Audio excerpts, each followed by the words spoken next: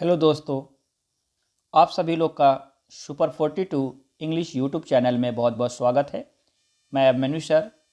आज हम लेकर आए हैं फॉर्म ऑफ पोएट्री, जो आपके बीए फर्स्ट ईयर के सेकंड सेमेस्टर के पोएट्री में जो उसके फॉर्म ऑफ पोएट्री हैं उसको हम लोग इस वीडियो में देखेंगे।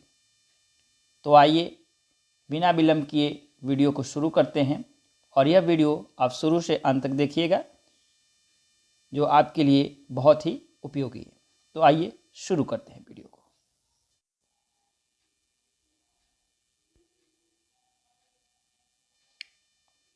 देखें,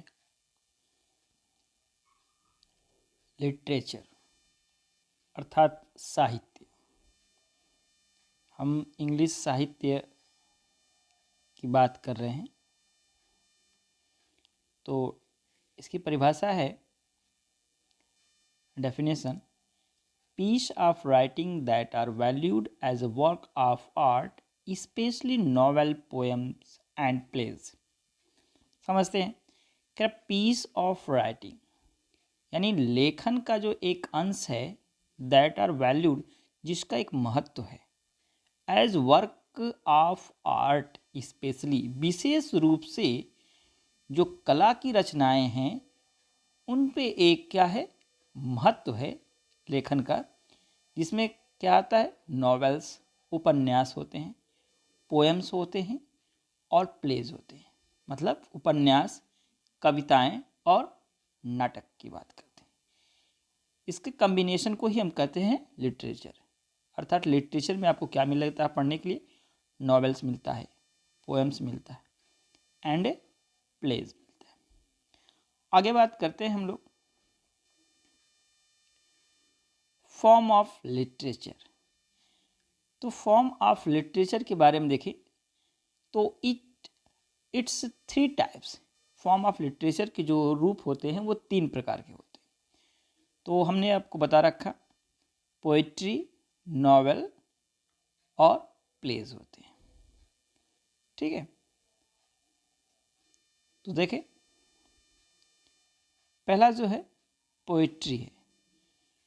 क्या कह रहा है, पोएम्स इन जनरल और a piece of literature written in metre और वर्स। करा कि पोइट्री जो होता है, पोएम्स इन जनरल सामान्य रूप में कविताएं होती है, और या अ पीस ऑफ लिटरेचर ये साहित्य का एक अंश है। लिटरेचर रिटेन एक साहित्य का अंश है जो लिखा गया है इन मीटर और वर्ड्स, जो किस में लिखी जाती है, छंद या कविताओं के रूप में लिखी जाती है, उसे हम पोइट्री कहते हैं।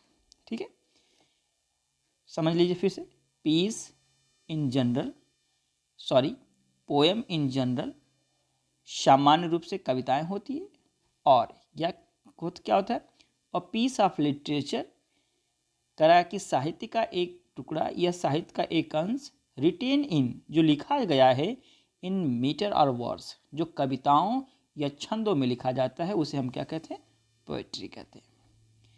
आगे बात करते हैं प्रोज। प्रोज क्या होता है, any writing that is not poetry. Any writing कोई भी लेखन कला दैट इज नॉट पोएट्री जो कविता नहीं होती है, उसे हम प्रोज कहते हैं। अर्थात प्रोज को क्या कहते हैं, गद्य कहते हैं। ठीक है, हिंदी में।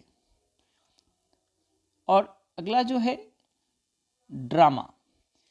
ड्रामा को क्या कहा जा रहा है, अ फॉर्म ऑफ लिटरेचर साहित्य का एक ऐसा रूप, दैट इज इंटेंडेड जिसका इरादा होता है, टू बी परफॉर्म क्या करना, प्रदर्शन करना, जिसका इरादा ही क्या होता है, प्रदर्शित करना या प्रदर्शन करना ही, उसे हम क्या कहते हैं, ड्रामा कहते हैं। चलिए आगे बात करते हैं, देखते हैं। अब बात होती है पोएट्री। तो poetry it is 2 types. Poetry 2 प्रकार की होती हैं। एक होती है नैरेटिव पोएट्री, एक होती है नॉन नैरेटिव पोएट्री। तो नैरेटिव पोएट्री का मतलब ऐसी कविताएं जो क्या हो, कहानियां बताती हो। ठीक है, poems that tells a story, poems that tell a story, ऐसी कविताएं जो क्या बताती हो, कहानियाँ बताती हों, ठीक है, उसे क्या कहते हैं, नरेटिव पोइट्री कहते हैं। नॉन नरेटिव पोइट्री का बात करें तो poems that contains thought and feeling of poets. Non narrative जो पोएट्री होती है, करा कि पोएम्स दैट, वे कविताएं जो रखते हैं किसके, कवियों के भावनाओं को और विचारों को रखते हैं, उसे नॉन नरेटिव पोएट्री कहते हैं। आगे बात करते हैं हम लोग कि नरेटिव पोएट्री को कैटेगराइज किया गया है, नॉन नरेटिव पोएट्री को कैटेगराइज किया गया है, या कह सकते हैं कि नरेटिव पोएट्री को, कि नरेटिव पोएट्री में कौन कौन सी चीज़ें आती है और नॉन नरेटिव पोएट्री में कौन कौन सी चीज़ें आती है, इसके बारे में देखते हैं। तो देखें, यहाँ पे दे रखा है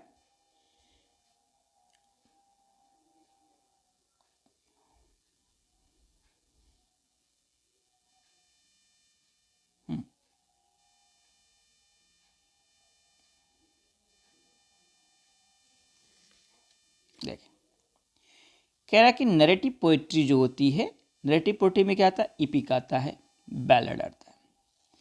इपिक का मतलब महाग्रंथ, या कह लिए महाग्रंथ या काव्य कह लीजिए, ठीक है। और बैलेड क्या होता है, एक प्रकार का सॉन्ग होता है, फोक सॉन्ग होता है, ठीक है ना। नॉन नरेटिव पोएट्री के अंतर्गत क्या आता है, लिरिक आती है, सोनेट आती है, ओड आती है, एलिजी आती है और इडिल आती है। तो ये नॉन नरेटिव पोएट्री के पार्ट हैं। कौन, ये वाले कौन, लिरिक, सोनेट, ओड, एलिजी, इडिल, ये जो हैं नॉन नरेटिव पोएट्री के पार्ट हैं। और नरेटिव पोएट्री में क्या होती है, इपिक एंड बैलेड आता है, ठीक है।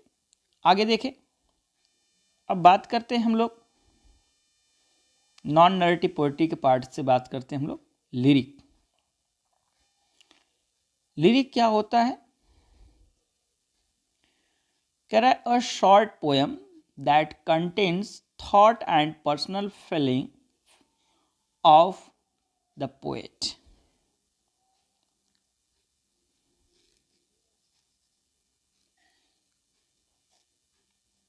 देखिए, अ शॉर्ट पोएम, एक संक्षिप्त कविता, एक छोटी कविता, दैट कंटेन्स, जो रखती है थॉट, विचारों को, and personal feeling of poets, और कवियों के व्यक्तिगत भावनाओं को रखती है, उसे हम क्या कहते हैं, लिरिक कहते हैं। यहाँ पे इसे देख लीजिए, फीलिंग, फीलिंग्स होता है, डबल ई होता है। आगे कह रहा है जो लिरिक होता है, लिरिक एक प्रकार का सॉन्ग होता है, ठीक है। तो ये कह रहा है लिरिक का जो ओरिजिनेटेड है, अर्थात इसकी जो उत्पत्ति कहाँ से हुई है, it's originated Greek word lyre. जो लिरिक है, लिरिक शब्द की उत्पत्ति जो हुई है, वो ग्रीक वर्ड अर्थात यूनानी शब्द के लायरे से हुई है, LYRE, लायरे से हुई है, ठीक है। आगे बात करते हैं,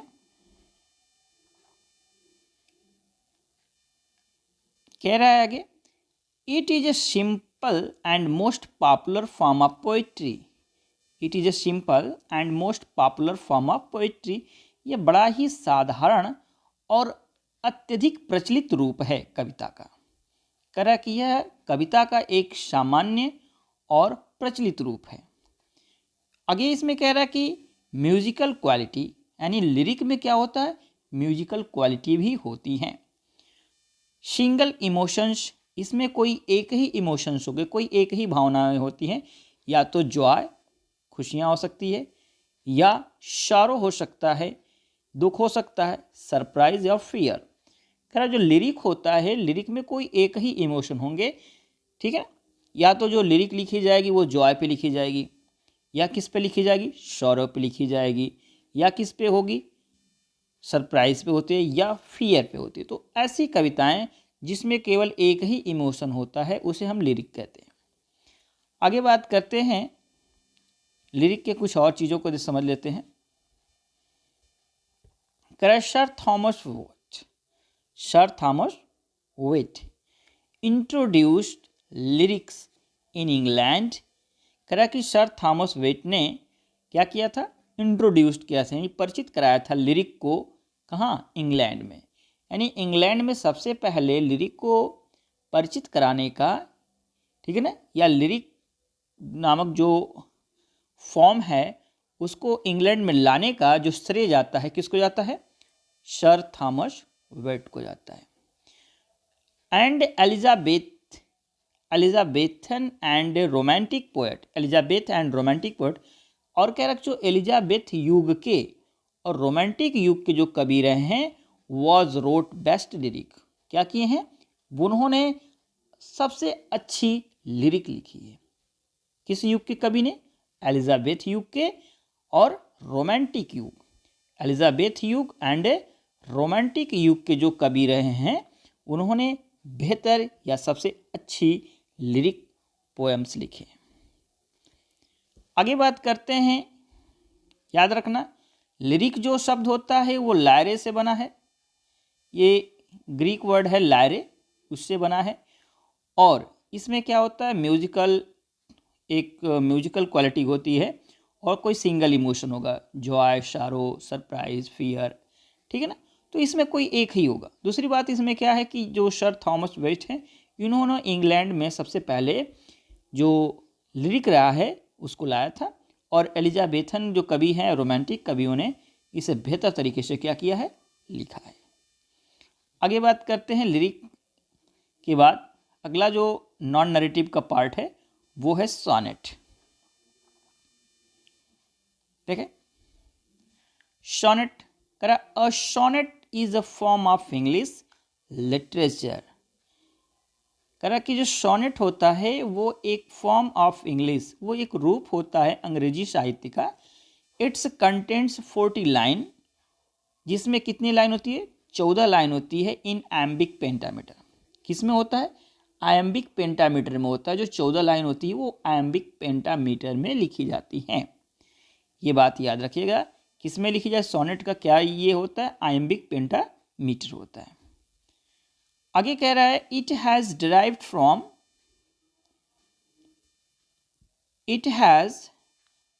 from the Italian word sonetto.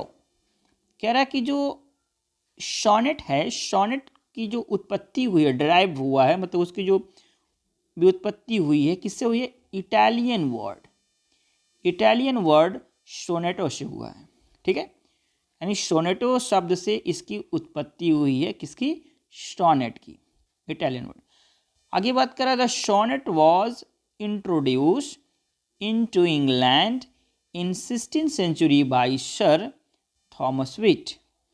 यहाँ भी बात देखिए, सोनेट को इंट्रोड्यूस कराने का, सोनेट को इंग्लैंड में 16वीं शताब्दी में जो इंट्रोड्यूस कराने का काम किया उन्होंने किसने किया? सर थॉमस वेट ने किया, ठीक है। आगे बात करते हैं, sonnet has a fixed stanza structure definite rhyme scheme. क्या? सोनेट हैज फिक्स्ड स्टेंजा, यानी सोनेट में जो स्टेंजा होता है, ठीक है ना, वो क्या होता है? फिक्स होता है। स्ट्रक्चर, इसकी जो संरचना होती है वो फिक्स होती है। डेफिनिट राइम स्कीम, और इसकी एक डेफिनिट निश्चित ही राइम स्कीम होती है, ठीक है ना, यानी तुक ताल जो लयबंध है ये इसकी निश्चित ही होती है। आगे बात करते हैं, यहाँ पे सोनेट कितने लाइन की होती है? 14 लाइन की होती है सोनेट। और जो सोनेट को इंग्लैंड में इंट्रोड्यूस कराने का काम जो किया था सर थॉमस वेट ने किया था, ठीक है। और इसमें ये किस में लिखी जाती है? आयम्बिक पेंटामीटर में लिखी जाती है, ये बात याद रखिएगा, आयम्बिक पेंटामीटर, ठीक है। आगे बात करते हैं टाइप ऑफ सोनेट। तो सोनेट हैज़ 4 टाइप्स, या इट इज 4 टाइप्स। जो सोनेट होती है वो कितने प्रकार की होती है? 4 प्रकार की होती है। देखिए 4 प्रकार कौन कौन सी है, देखिए। तो पहली जो सोनेट होती है इटालियन सोनेट, दूसरा है इंग्लिश सोनेट, तीसरा है स्पेंसरियन सोनेट, और चौथा है कर्टल सोनेट होता है। ये कर्टल सॉरी मिस्टेक है, CURTAL, कर्टल सोनेट, ठीक है। तो इस प्रकार से सोनेट जो होती है 4 होते हैं। इटालियन सोनेट जो होता है, इटालियन सोनेट को एक और नाम दिया जाता है पेट्रार्कन सोनेट, और इंग्लिश सोनेट को शेक्सपियरियन सोनेट, स्पेंसरियन सोनेट खुद में अपने आप में स्पेंसरियन सोनेट, और कर्टल सोनेट के नाम से जाना जाता है। तो यहाँ पे इसकी स्पेलिंग है CURTAL, कर्टल, ठीक है ना, ये गलत है, कर्टल सोनेट। आइए बात करते हैं इटालियन सोनेट की। देखिए, इटालियन सोनेट और पेट्रार्कन सोनेट, यानी इटालियन सोनेट के हुई क्या हम कहते हैं, इटालियन सोनेट को ही पेट्रार्कन सोनेट के नाम से जानते हैं। यहाँ पे बात कर रहा है, it was introduce in 13th century by an Italian poet Giacomo da Lentini. यानी जो इटालियन सोनेट है, इसका 13वीं सदी में, जो इंग्लैंड में 13वीं सदी में या 13वीं शताब्दी में जो इटालियन पोएट एक रहे हैं, उन्होंने इसको इंट्रोड्यूस किया, यानी परिचित कराया। कौन सा रहे हैं? इटालियन पोएट जियोकोमो डेलेंटिनी ने इसको इंट्रोड्यूस किया था, इटालियन सोनेट को। आगे बात करता है कि इटालियन सोनेट को जियोकोमो डेलेंटिनी ने इंट्रोड्यूस तो किया, लेकिन कह रहा कि इसको फेमस किसने किया? तो कह रहा this sonnet made famous by Francesco Petrarch. यानी इस सोनेट को फेमस करने का, यानी जो इटालियन सोनेट है, ठीक है ना, इटालियन सोनेट या पेट्रार्कन सोनेट को फेमस करने का जो काम किया, उसने कौन किया? फ्रांसिस्को पेट्रार्क ने किया था। कौन किया था? Francesco Petrarch. इसलिए it is known as Petrarchan sonnet, इसलिए इसे हम पेट्रार्कन सोनेट के नाम से जानते हैं, ठीक है। तो इटालियन सोनेट को ही पेट्रार्कन सोनेट भी कहते हैं। पेट्रार्क ने इसे क्या किया है? फेमस किया, जबकि इसको इंट्रोड्यूस कराने का काम सर थॉमस वेट ने किया। आगे बात कर रहा है, पेट्रार्क एक्सप्रेस्ड हिज बिलवड लौरा डी नोवी। यानी जो पेट्रार्क ने जो इटालियन पोएम लिखा है, या इटालियन जो पोएट्री का फॉर्म है, या पेट्रार्कन जो सोनेट लिखा है, वो किसको एड्रेस किए हैं? अपनी एक बिलवड रही है उनकी, लौरा डी नोवी को लिखे। आगे बात करते हैं, दिस सोनेट इज 14 लाइन। यह जो सोनेट है, इसमें भी कितनी लाइन होती है? 14 लाइन होती है। And it's stanza structure is 1 Octave, and Octave मतलब 8 लाइन्स, एंड 1 सेस्टेट 6 लाइन। यानी कह रहा है कि जो पेट्रार्कन सोनेट है या इटालियन सोनेट है, वो कितने लाइनों की होती है? 14 लाइनों की होती है। इस प्रकार से कितनी लाइन होगी? देखें, इस प्रकार से 14 लाइन होती है उसमें, ठीक है। कुल लाइनों की संख्या कितनी होती है? 14 होती है। तो आगे कह रहा है कि इट जो स्टेंजा, इसका स्टेंजा स्ट्रक्चर है 1 ऑक्टेव होता है। ऑक्टेव मतलब 8 लाइन का होगा, और 1 सेस्टेट मतलब 6 लाइन का। तो इस प्रकार से एक ये यहाँ से मान लीजिए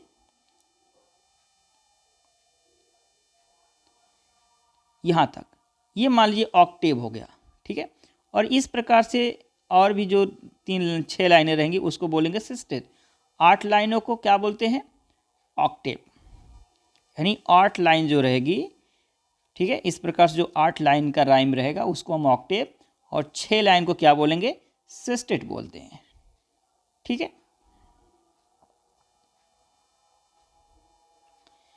देखें, आगे कह रहा है, this sonnet used Milton, Wordsworth, Shelley and John Donne. कह रहा है इस सोनेट का प्रयोग ज़्यादातर किसने किया है?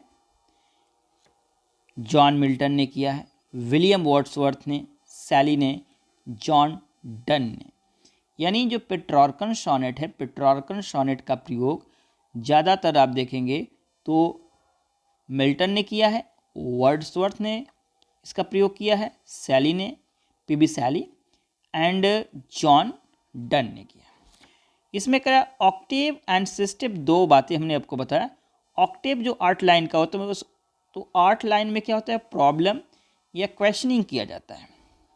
यानी जो 14 लाइन की जो सोनेट है, इटालियन सोनेट, उसमें 8 लाइनों में क्या होता है, कोई प्रॉब्लम होगी, मतलब समस्याएं उत्पन्न होती हैं, और या कह सकते हैं उसमें क्वेश्चनिंग होता है। यानी 8 लाइनों में या तो प्रश्न बनेंगे या कोई समस्या होगी। और जो सेस्टेट होती है 6 लाइन, उन 6 लाइनों में 8 लाइनों का क्या दिया जाता है, सॉल्यूशन दिया जाता है या आंसर दिया जाता है। ठीक है, तो 8 लाइनों में क्या होता है, प्रश्न पूछे जाते हैं या जिन समस्याएं होती हैं उन समस्याओं को उसमें दिखाया गया। 6 लाइनों में क्या होता है कि उसमें सॉल्यूशन किया जाता है या उन प्रश्नों का उत्तर दिया जाता है। ठीक है, तो इस प्रकार से 8 और 6 मिलकर कितनी हो जाती है, 14 लाइन। और 14 लाइन्स की जो पोएम होती है उसे हम क्या कहते हैं, सोनेट कहते हैं। ठीक है, आगे बात करते हैं।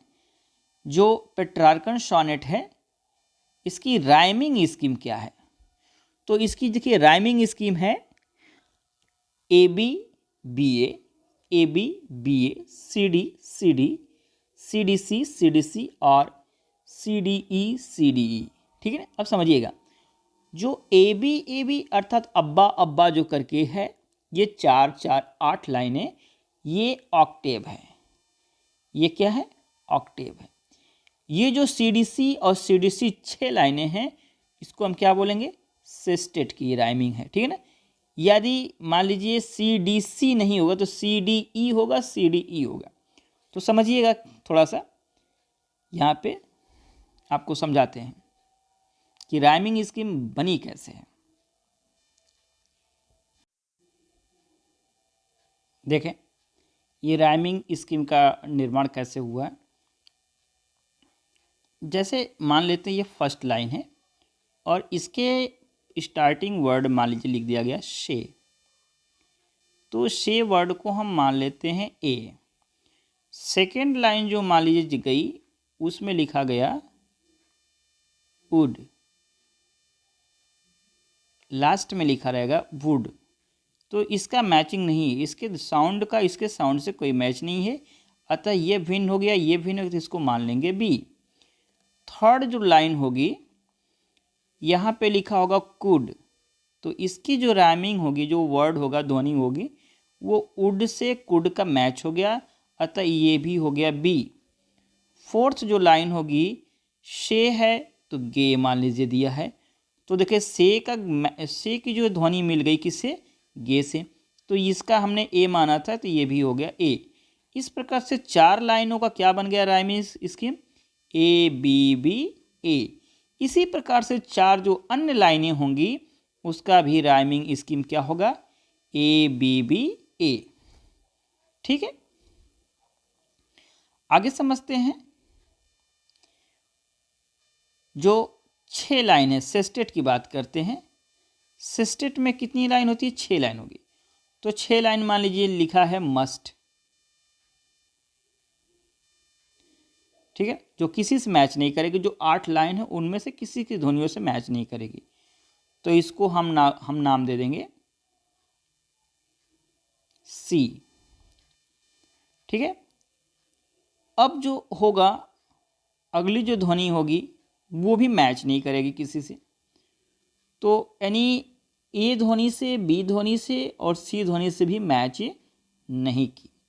जैसे मान लीजिए लिख दिया गया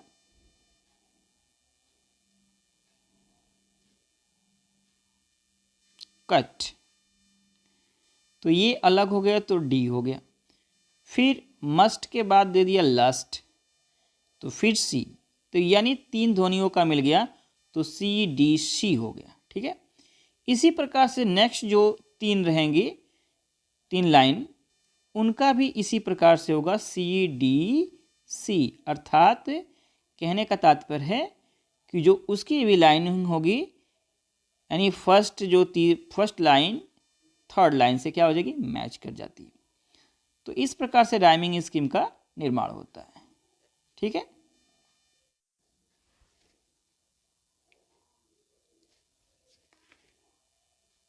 देखें इस प्रकार से इटालियन सोनेट की जो राइमिंग स्कीम बन जाती है, ए बी बी ए, तो ये ए बी बी ए और ए बी बी ए यानी अब्बा अब्बा जो है ये हो गया आपका ऑक्टेव। सी डी सी ये हो गया सिस्टेट। यदि ये लाइन नहीं देता तो देगा आपको सी डी ई। ठीक है, अगले सोनेट की ओर चलते हैं। अगला है आपका इंग्लिश सोनेट या शेक्सपियरियन सोनेट। तो इंग्लिश सोनेट को ही शेक्सपियरियन सोनेट के नाम से जाना जाता है। देखिए क्या कह रहा है, it's introduce in England in 16th century by sir Thomas Wyatt. करा शेक्सपियरियन सोनेट या इंग्लिश सोनेट को 16वीं सदी में जो इंट्रोड्यूस करने का काम किया था, किसने किया था, सर थॉमस विट ने किया था।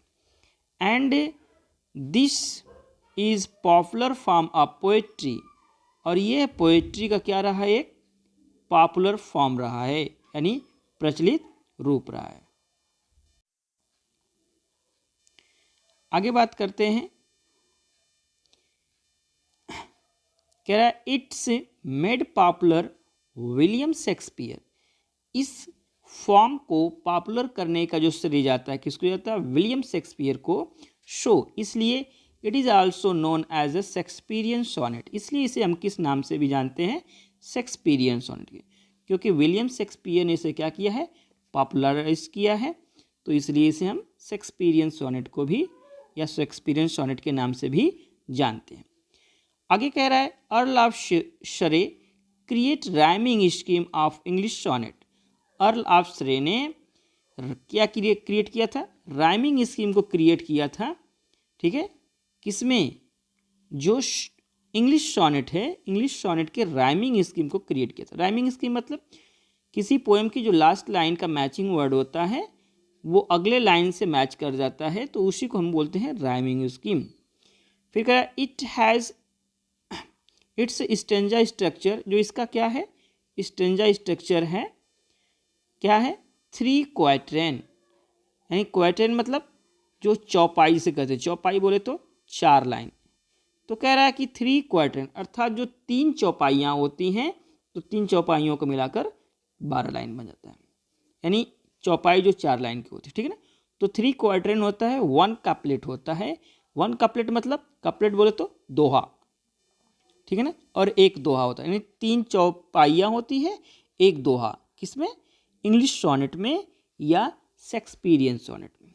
इस प्रकार से 12 यानी जो 3 क्वार्टेन है उसके 12 लाइन हो गए, और 1 कपलेट के 2, तो 12 2 14, तो 14 लाइन का हो गया, तो क्या बन गया, सोनेट बन गया। आगे बात करते हैं इसकी राइमिंग स्कीम की। तो इसकी जो राइमिंग स्कीम है, इसकी राइमिंग स्कीम होती है A B B, C D, E F G, यानी ए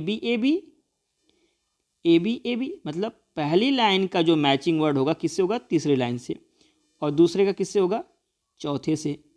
उसी प्रकार से 5वें का 7वें से, और 6वें का 8वें से, और किसका होगा, 9वें का 11वें से, और 10वें का 12वें से होता। और लास्ट की जो 2 लाइन होती है दोहा, जिसकी दोनों लाइन की राइमिंग क्या होती है, मैच करती है, उसको जी कहते हैं। आगे क्या है, it's known as alternative rhyme, यानी जो इंग्लिश सोनेट है या शेक्सपियरियन सोनेट है उसको हम अल्टरनेटिव राइम के नाम से भी जानते हैं। किस नाम से, अल्टरनेट राइम के नाम से। आगे बात करते हैं शेक्सपियरियन सोनेट की, स्पेंसरियन सोनेट की बात करते हैं। तो this sonnet has also 14 line, इसमें भी 14 लाइन होता है, and invented by Edmund Spenser, और इसका जो इन्वेंट किया था, आविष्कार किया था, वो किसने किया था, एडमंड स्पेंसर ने किया था, इसलिए इसे स्पेंसरियन स्टेंजा या स्पेंसरियन सोनेट के नाम से जानते हैं। दिस सोनेट हैज़ 4 स्टेंजा, ठीक है ना। इसमें कितने स्टेंजा होते हैं? 4 होते हैं। जो पहला होता है 3 क्वाट्रेन 1 कपलेट, इसमें भी वही बात है, यानी 3 क्वाट्रेन होता है और 1 कपलेट होता है, ठीक है। तो 3 क्वाट्रेन मतलब 3 चौपाइयाँ होती है और एक दोहा होता है, तो 12 लाइन चौपाई के और 2 लाइन दोहा के, तो 12 दो 14 लाइन हो जाते हैं। इसकी राइमिंग स्कीम की बात कर लें तो इसकी जो राइमिंग वर्ड है A B B C C D E E. देखें शेक्सपियरियन का क्या था? ए बी था, फिर उसके बाद था सी डी और फिर ई एफ और जी लास्ट में 2 कपलेट होते हैं। यहाँ पे 2 कपलेट ई है। तो देखिए इसका जो फर्स्ट जो चौपाई है यानी फर्स्ट क्वाड्रेंट है, शेक्सपियरियन सोनेट का फर्स्ट क्वाड्रेंट स्पेंसरियन सोनेट के फर्स्ट क्वाड्रेंट से उसकी राइमिंग मैच करती है, बट जो उसके नेक्स्ट क्वाड्रेंट है वो नहीं मैच करता है। यहाँ पे देखिए सी डी है और यहाँ पे बी सी है, यानी जो फर्स्ट क्वाड्रेंट का लास्ट राइमिंग होगा नेक्स्ट क्वाड्रेंट का राइमिंग बन जा रहा है। देखिए बी सी और यहाँ पे फिर देखें सी फिर सी डी, ठीक है ना। इस प्रकार से आप देख सकते हैं, थोड़ा सा डिफरेंस है, ठीक है। तो बात करें जो स्पेंसरियन सोनेट है, स्पेंसरियन सोनेट का जो इन्वेंट किया था स्पेंसर ने ही खुद किया था, एडमंड स्पेंसर ने, और ये भी 14 लाइन की कविता होती है। आगे बात करें कर्टल सोनेट, तो कर्टल सोनेट क्या होता है? This sonnet was invented by GM Hopkins. इस सोनेट का जो इन्वेंट किया गया था किसके द्वारा? GM हॉपकिंस के द्वारा। और ये है कर्टल सोनेट जो है, कह रहा है कि curtal sonnet has 10 half lines. इसमें 10.5 लाइन होती है। 10 हाफ मतलब 10.5 लाइन होती है। इसकी राइमिंग स्कीम कुछ मिलता नहीं है, ठीक है ना। तो इस प्रकार से आपने कितने देखे? आपने 4 सोनेटों के बारे में समझ लिए। तो इस प्रकार से हम लोग नॉन नैरेटिव पार्ट के लिरिक को देख लिया और सोनेट को देख लिया, और जो इसके पोएट्री के नेक्स्ट पार्ट हैं वो आपको नेक्स्ट अगले वीडियो में मिलेंगे। तब तक के लिए आप लोग को थैंक यू वेरी मच, और वीडियो देखने के लिए बहुत बहुत धन्यवाद।